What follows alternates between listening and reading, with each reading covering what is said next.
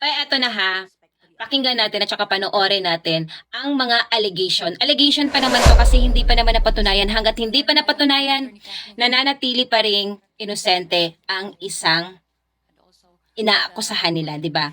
So, eto na si alias Rene. Pakinggan natin yung mga isinulat niya o sinasabi niya sa affidavit niya kung ano yung mga ginagawa nila sa loob ng kingdom. Natin.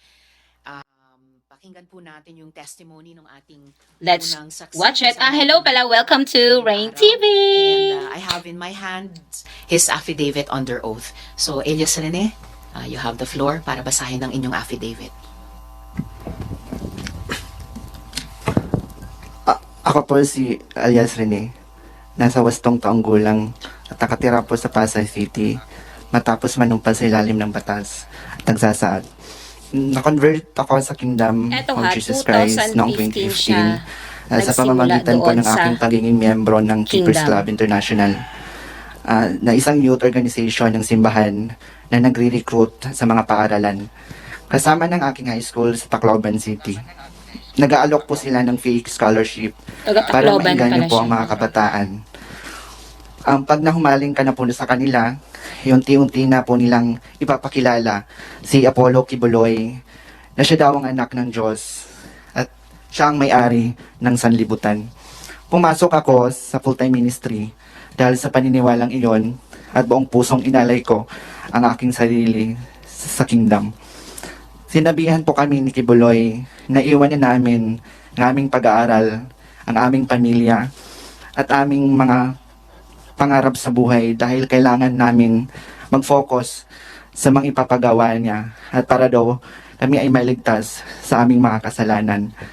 Pagkatapos po ng aking baptismo, pinang-area po agad ako at ang ibig sabihin po nito ay ang araw-araw na panlilimos sa mga kalsada, mga restaurant, plaza, mga malls at mga bahay at may mga tinatawag na goal, ukuta kami araw-araw na dapat naming makuhang pera. 3,000 po ang aking goal everyday na kailangan ko po ito makamit. Nagpanggap po akong pipi at bingi. Kung hindi ko po ito maabot, ay papaluin po ako at di pa ako papakainin.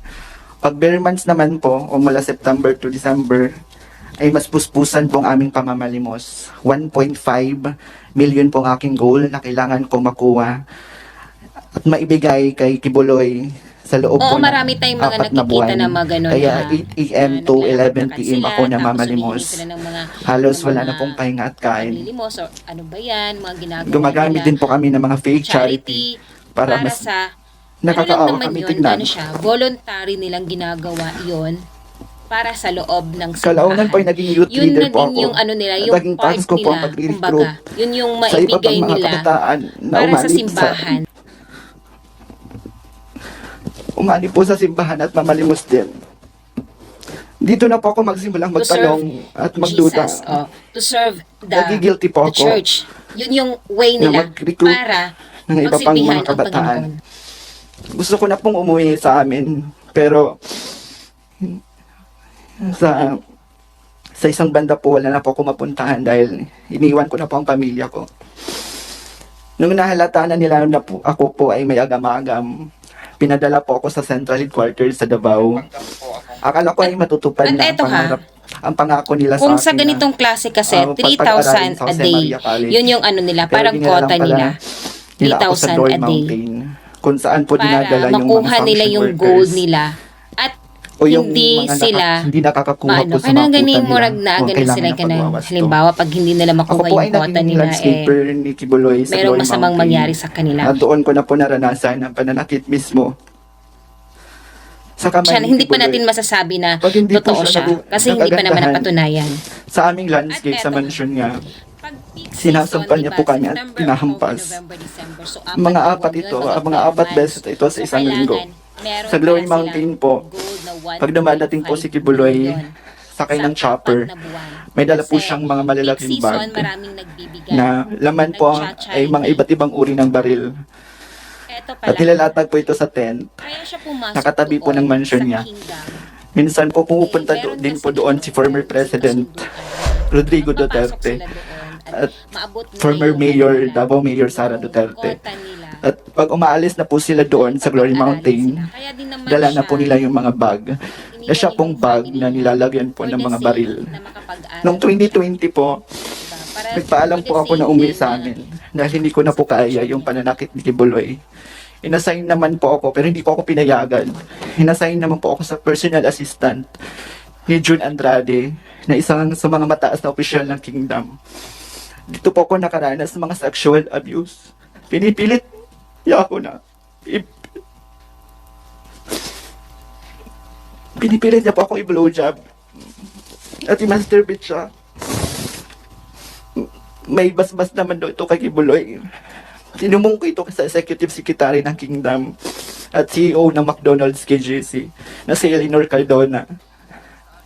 Pero di ako hindi po naniwala bagkos pinagalitan ako at sinampal dahil grabe na daw po yung yawa sa loob ko. Pinag-fasting ako ng 7 araw na walang kain. Gusto ko na pong tawagan yung family ko para humingi ng tulong.